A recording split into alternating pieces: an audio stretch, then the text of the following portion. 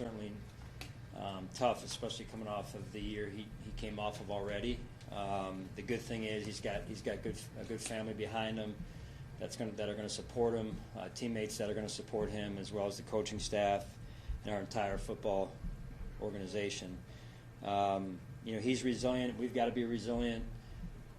We've got to move forward and be focused on solutions. So with that, I'll turn it over to you. What happened, as much as you can give us, about the injury in practice on Tuesday? Yeah, it was just a tackling drill, and Matt was tackling a bag and hit his arm and looked like maybe on somebody's leg just a little bit, and then that's what we think was the episode. Is there a possibility of him returning this year, or is it too early to say? Too early, yeah, too early at this point. You touched on it a little bit in your opening statement there, but you went through it last year and fought real hard to get back. How devastating is this just from a personal level for him? Well, we're all human at the end of the day, and Matt's a heck of a football player. But if we back up and those of us that know Matt, he's a tremendous young man. He's got a good head on his shoulders. He's been through it, and this game means a lot to him. This team means a lot to him, and so that, in addition to the injury, is what makes this difficult. Again, when you know the person, you know that this is not going to beat or keep Matt Milano down. Obviously this period in time right now has been tough for him, for all of us, but in particular for him and his family. And he knows all the work that he put in. No one knows the work that Matt put in to get himself back to where he was before this recent injury. So, that's probably one of the harder things to swallow, pills to swallow right now. Is we just saw him work his butt off. He stayed in Buffalo all summer to get back off of the leg injury, and now this happens. So, it's unfortunate set of circumstances, but again, I know he's going to handle it well. Just to clarify, it is bicep, right? Yes, bicep. Yeah. How prepared is Dorian Williams to potentially slide into that role? Yeah, Dorian's going to do a good job. He's been making progress, and it's now not only his time to step up, but all of his teammates around him to step up. It's not just one person's job to fill the void or try and fill the void left by Matt. You're never going to replace a player like Matt or Matt's influence, but now it's time for our team to move forward in a resilient manner and pick each other up, and guys like Dorian have to step up.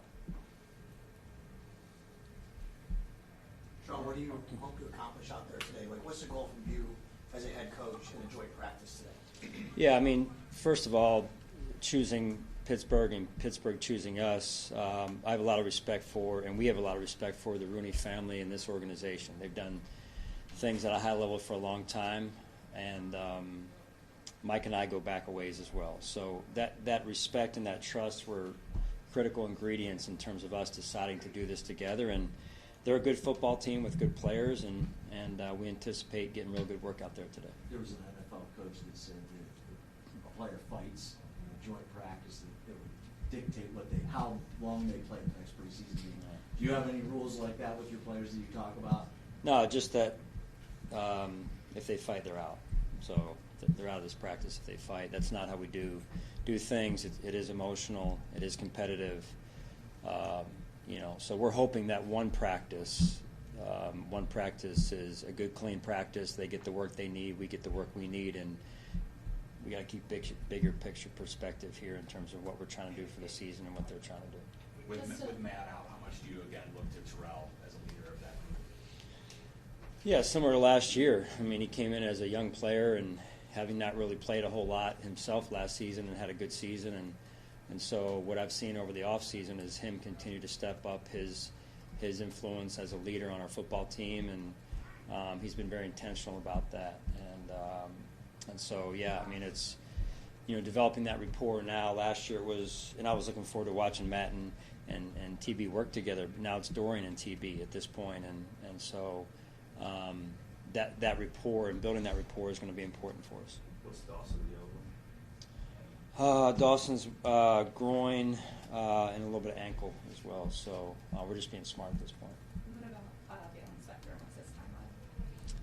Don't really know for sure. Catherine, it'll probably be maybe a week. We'll see. Maybe a little bit more. Calf. Sean, Mike Tomlin talked a couple days ago about the conversation you and he had prior to this practice. What is kind of the things that a coach would go over in that conversation before a joint practice? As much as you want to tell us. Yeah, it's kind of you kind of come to the table, even though we were over the phone, and just kind of say, hey, we're on the same page, right? And it's interesting because you're going through so much. He's focused on his team, I'm focused on our team, and you're coming off a preseason game 1, and then you're still practicing, trying to improve in the week between that.